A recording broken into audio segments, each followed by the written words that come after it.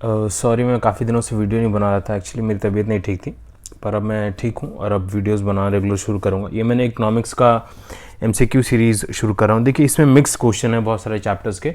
मगर आपको अगर टॉपिक वाइज चाहिए ना, तो वो मेरे को आप कमेंट में लिख के बताइए, मैं टॉपिक वाइज भी लाना शुरू कर दूँगा। ठीक है, तो चलिए शुरू करते हैं।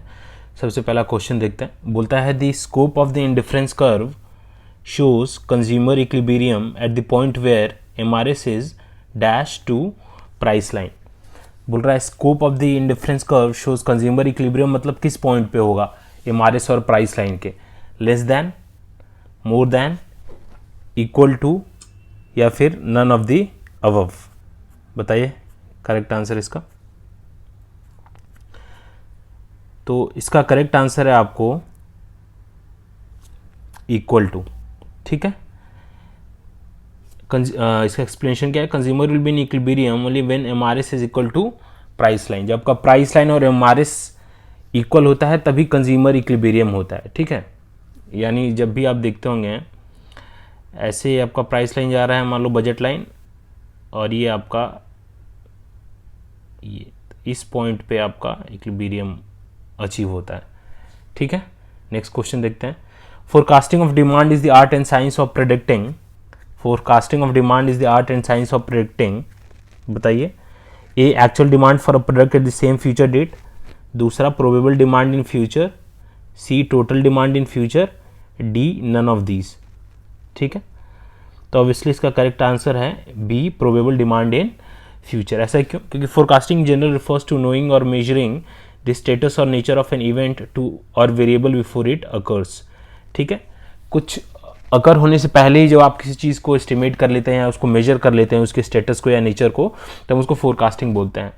Forecasting of demand is the art and science of predicting the probable demand for a product और अ सर्विस। ठीक है, नेक्स्ट क्वेश्चन देखते हैं। Addition made to total utility refers to. अगर टोटल यूटिलिटी में आप कोई भी एडिशन करते हैं तो उसको हम क्या बोलते हैं? बताइए। A total utility, B AU average utility, C marginal utility, या फिर D all of the above. बताइए इसका क्या आंसर होगा? तो बहुत सिंपल है, इसका आंसर है MU मार्जिनल यूटिलिटी। देखिए, जब भी मार्जिनल का मतलब क्या होता है कि अगर आप 10 यूनिट कंज्यूम कर रहे थे तो आपको मान लो 100 यूटिल्स सेटिस्फैक्शन मिल रहा था, और जब आप 11th करेंगे तो मान लो 120 यूटिल्स मिल रहा है।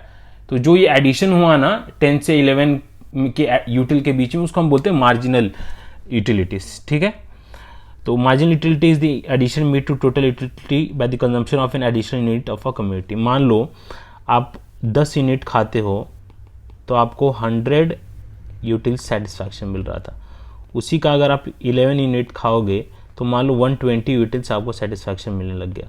तो 100 से जो 120 आया ना, ये जो 20 है इसको हम बोलते हैं मार्जिनल यूटिलिटी। ठीक है, जैसे जैसे कंजम्पशन बढ़ते जाता है ये डिक्रीज होते जाता है। ठीक है, किसी भी पर्टिकुलर चीज़ का जैसे जैसे आप कंजम्पशन करते हैं तो उससे सेटिस्फैक्शन आपका डिक्रीज होने लगता है। ठीक है, law of diminishing marginal utility आपने पढ़ा होगा। ठीक है, नेक्स्ट क्वेश्चन करते हैं आप। बोलता है when supply of a product is perfectly inelastic then the curve will be. बोलता है कि अगर supply of a product perfectly inelastic है तो कर्व कैसा होगा? बताइए।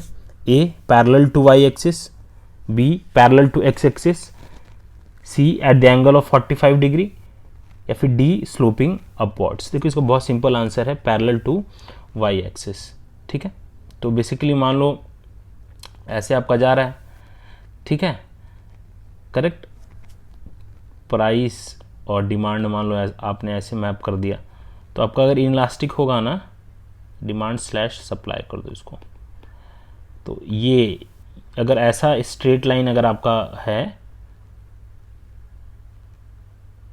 ठीक है, y एक्सिस के पैरेलल, तो इसको बोलते हैं हम इनइलास्टिक सप्लाई।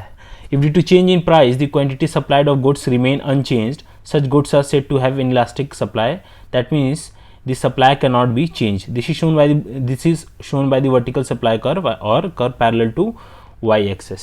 ठीक है, नेक्स्ट क्वेश्चन करते हैं। which of the following is not the property of an indifference curve? A slopes downwards to the right, B always convex to the origin, C intersect each other, या फिर they will not touch either of the axes. तो इसका देखिए जो property है intersect each other, ठीक है। तो इंडिफरेंस कर्व इंटरसेक्ट नहीं करते हैं दूसरे को, ठीक है। It is not the property of indifference curve. देखते हैं इसका एक्सप्लेनेशन क्या है। The following are the properties of an indifference curve, it slopes downward to the right, ठीक है। It is convex to the origin, ऐसे बनता है ना। Two ICS never intersect each other, ऐसे ऐसे बनता है आपका, ठीक है। Higher IC represents higher level satisfaction, यानी ये जो होगा इसका सेटिस्फैक्शन ज़्यादा होगा as compared to this and this. It never touches either axes, जैसे ऐसे बनाते हो ना आप, ये ऐसे जाता है, ठीक है। तो ये कोई भी एक्सेस को टच नहीं करता है, ठीक है। चलिए नेक्स्ट क्वेश्चन देखते हैं। Which of the following is correct? Elasticity on the lower segment of demand curve is greater than unity. B, elasticity on the upper segment of demand curve is lesser than unity. C, elasticity at the middle of the demand curve is equal to unity. D, elasticity decreases as one moves from the lower part of the demand curve to the upper part. तो इसका correct answer है आपका C, elasticity at the middle of the demand curve is equal to unity.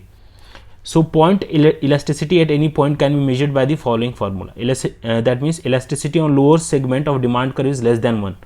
ठीक है। Elasticity at the middle of the demand curve is equal to unity, और अगर जो upper segment of the demand curve होता है it is more than 1। और ये increase कब करता है? जैसे ही आप नीचे से ऊपर जाते हैं डिमांड कर्व पे, तो आपका इलास्टिसिटी इंक्रीज करते रहता है, ठीक है। और इलास्टिसिटी ऑफ डिमांड आपको पता है कि डिमांड और प्राइस का इनवर्स रिलेशनशिप होता है। That means more the price less is the demand and less the price more is the demand, ठीक है। तो आप मैपिंग करके you can have an idea. Next question देखते हैं। The price elasticity of demand at the mid point of the straight line demand curve under point method is, अभी हमने देख लिया कि मिडिल में क्या होता है, ठीक है। इक्वल टू यूनिटी होता है, करेक्ट है। तो इसका आंसर हो गया आपका 1, ठीक है। अभी से पिछले वाले स्लाइड में ही देखा था। तो इसका एक्सप्लेनेशन क्या है? Given a straight line demand curve, point elasticity can be calculated through elasticity at various points. Thus price elasticity of demand at under point method is 1, at mid point पे 1 होता है, ठीक है। नेक्स्ट क्वेश्चन देखते हैं। Percentage change quantity in quantity supplied is divided by dash to obtain elasticity of supply. तो percentage change in quantity supply को आप किससे डिवाइड करते हैं कि आपको इलास्टिसिटी ऑफ सप्लाई मिल जाएगा? ऑब्वियसली प्राइस के साथ इनका रिलेशनशिप होता है, तो परसेंटेज चेंज इन प्राइस, ठीक है। ये इसका करेक्ट आंसर है। So percentage change in quantity supplied is divided by percentage change in price to obtain elasticity of supply. Very simple question, but important question. अगला question देखते हैं। In case of inferior goods like bajra, a fall in its price tends to, बताइए। A, make the demand remain constant. B, reduce the demand. C, increase the demand. D, change the demand in an abnormal way. तो inferior goods कौन से होते हैं? They are those goods whose demand falls when consumers' real income rises, और उसका demand rise करता है when consumer real income falls. Hence when the price of inferior goods falls the quantity demanded for them decreases, ठीक है। तो इसका क्या answer हो जाएगा? Reduce the demand. I hope आपको ये क्लियर होगा। चलिए नेक्स्ट क्वेश्चन देखते हैं। When the price falls from ₹6 to ₹4, the demand rises from 10 to 15 units. तो बोलता है प्राइस इलास्टिसिटी ऑफ डिमांड आप मेरे को बताओ, पॉइंट इलास्टिसिटी आप बताओ। तो इसको जब आप कैलकुलेट करोगे, ठीक है, क्योंकि percentage change in quantity demanded divided by percentage change in price, जब अदर थिंग्स रिमेनिंग इक्वल हम लोग मानेंगे, तो क्या करो, 6 to 4 हुआ, ये आप निकाल लो, ठीक है। 2 चेंज हुआ ना, 2/6 × 100 कर लो।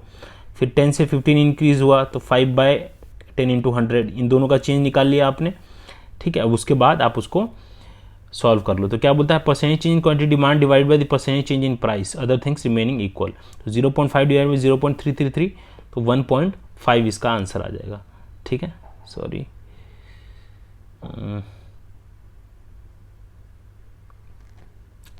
गया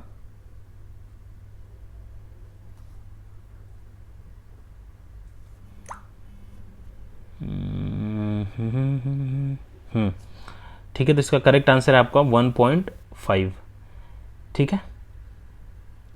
चलिए नेक्स्ट क्वेश्चन पे चलते हैं। The long run average cost is also called A envelope curve, B plan curve, C both A and B and D none.